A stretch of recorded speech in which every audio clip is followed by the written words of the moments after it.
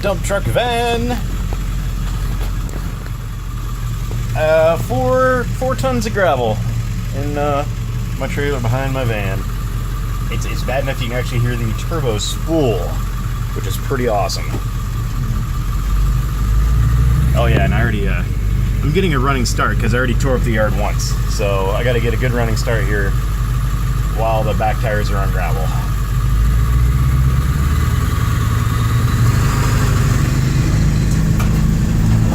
Woo, easy, easy, easy, easy.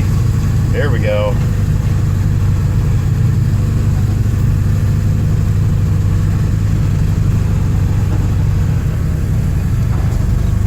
Who will build the roads? I will build the roads. Got the grading all done.